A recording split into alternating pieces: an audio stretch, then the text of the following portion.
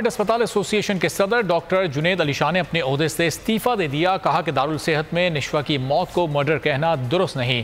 अस्पताल सील करने की भी मुखालफत कर दी। निशवा के वालिद ने अस्पताल के मालकान को फौरी गिरफ्तार करने का मुतालबा किया है। कहा कि कल तक मुतालबात पूरे ना हुए तो इतवार को एहतजाज करेंगे।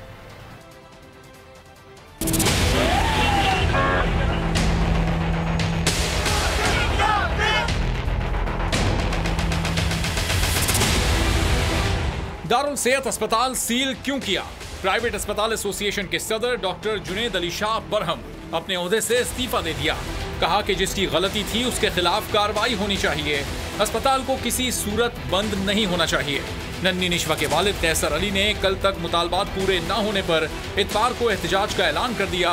कहा कि अस्पताल के मालकान को फौरी गिरफ्तार किया जाए। मेरा मुतालबा अपनी जगह पर है कि आप तीनों मालिकान को गिरफ्तार होना होगा। आपने पहले गफलत और उसके बाद आपने इसको कत्ल में बदला है। उधर तफ्तीशी हुक्काम ने मुकदमे में नामजद एक और मुलजिम को गिरफ्तार कर लिया।